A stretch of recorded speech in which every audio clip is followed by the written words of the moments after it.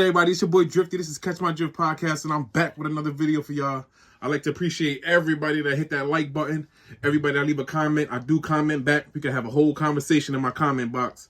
And everybody that hit that subscribe button, listen, that's the most important thing, man. I need y'all to hit that subscribe button for your boy so y'all can come back and keep hearing these stories and this fire content that I'll be putting out for y'all. You heard? I do it for y'all, so I need y'all to come check me out, man. Hit that subscribe button for your boy. Feel me?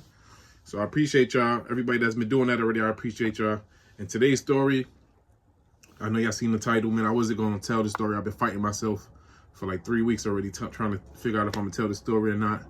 And today something just told me, you know, just go out and tell it, bro, because you need to get this off your chest and get it out the way. So I'm going to tell you about the story where my Celly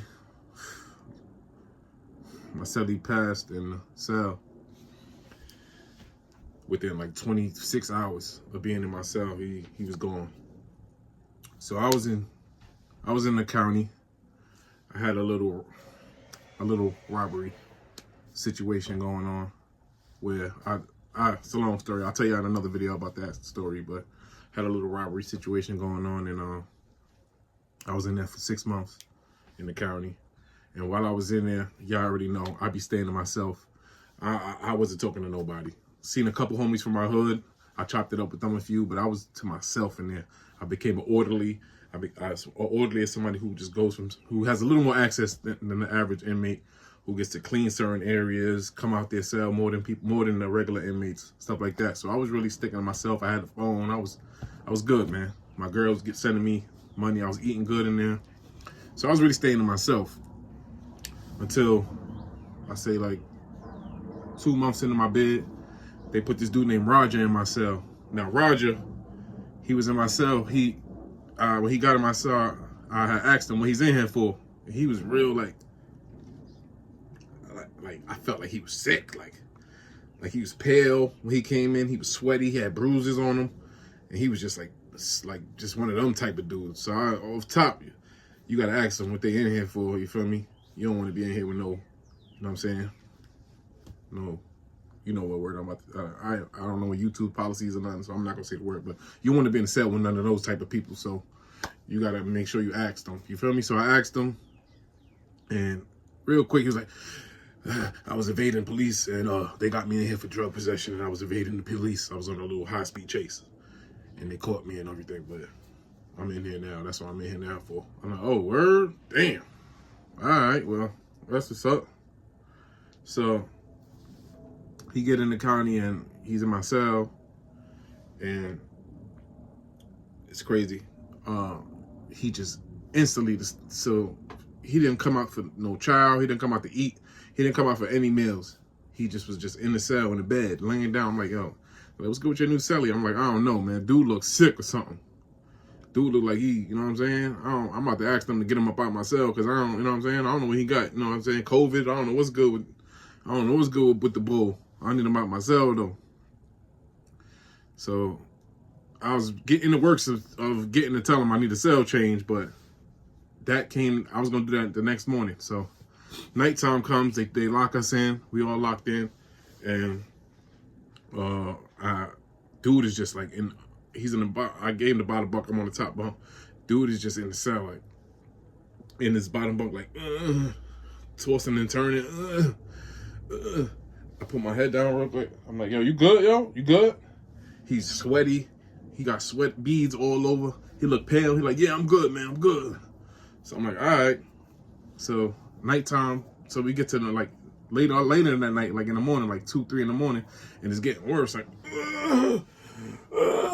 he's just like, So I'm like, yo, you all right down there, bro? You all right? He's like, yeah.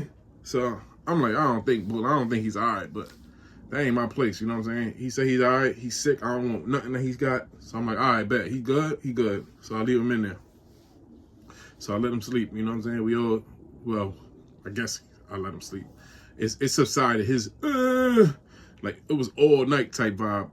It subsided like at like 3:30 and 4:30 in the morning, I guess. I mean, ain't no clocks in the cells, but yeah, it was like 4:30 in the morning, I think. Cause chow was like 5:30, so it was like an hour. Chow was like an hour after that. Yeah, so like 4:30, In the morning, he just stopped. I'm like, all right, bet. Finally, dude got some sleep. I guess damn, it's good with the bull. So 5:30 come, they knocking, they say, child, time. Gate, you know what I'm saying? Our cell's open. And I jump off the bottom bunk, brush my teeth and everything, and then I go to chow, and I go to tell him, like, yo, you ain't going to chow? Yo, usually I'm like, yo, I wouldn't even, on my other cellmates, I wouldn't even ask them. I don't care, it ain't my business, but he was sick and all that, so I don't know why I asked him. I'm like, yo, you want to go, you not going to chow? Yo, you not going to chow? He ain't say nothing. So I look at him like, yo, you ain't going to chow? And the way he's positioned, I'm like, he slept like that? Like, that's kind of an awkward way to sleep. So I don't pay no mind to it. So I leave on my cell and I go to chow. And as I'm leaving the chow, as I'm eating everything, as I'm coming back to the cell from chow, I hear the alarm. I'm like, oh shoot, something's going on. They fighting. Who fought in here today? Somebody got it in. So usually when I hear that, I just go right to my cell and I lock in, because I'm like, man, I ain't trying to get into no mess. I'm usually never the one that's involved with nothing. So I usually go right in the cell and I'll hear about the drama at the next trial or the next event. So as I'm walking back to my cell, I see a whole bunch of cops in front of my cell. I'm like, what?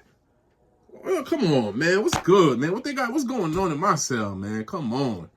But in my head, I'm like, well, this is make it easier for me to get a cell change, because they here already. Whatever he got going on, this would be the perfect reason for him to get a cell change in my head. So I walk to my cell, and I'm seeing they got a stretcher in my cell. I'm like, what y'all got going on? They're like, inmate, stand back, inmate. I'm like, this is my cell. Stand back, inmate.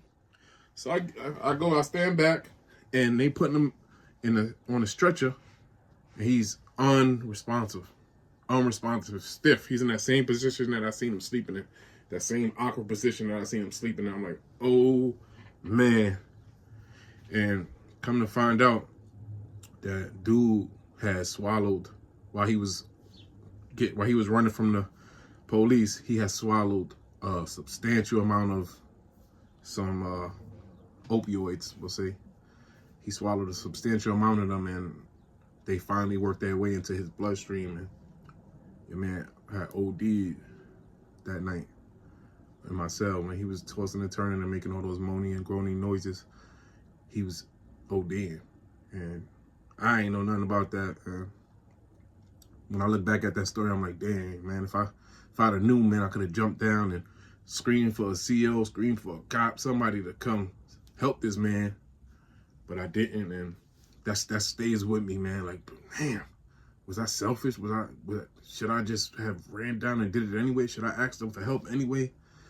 That's a hard one to live with, man, because he was my age, and he ain't deserve that, bro. He was in there on some evading and some drugs situation. He would have been coming home, man. It's a sad story, man. So I tell you that story to tell you, man, do the right thing. Stay out of jail, man. Jail is a crazy place. Look, I had to witness. See what I had to witness? I was in there on some whole other case that I didn't do either, but I'll get into that later. But it's a crazy world we live in, man. And I'm just here to give y'all my stories and entertain y'all. My life stories, man. Get them off my chest. It's like therapy to me. So if you like that story, or if you feel that story, or if you relate to that story, or if you got any comments towards that story, I'm here. I'm in the comment section all day. Hit me up. This your boy Drifty. This is Catch My Drift podcast, and I'll catch you on the next drift.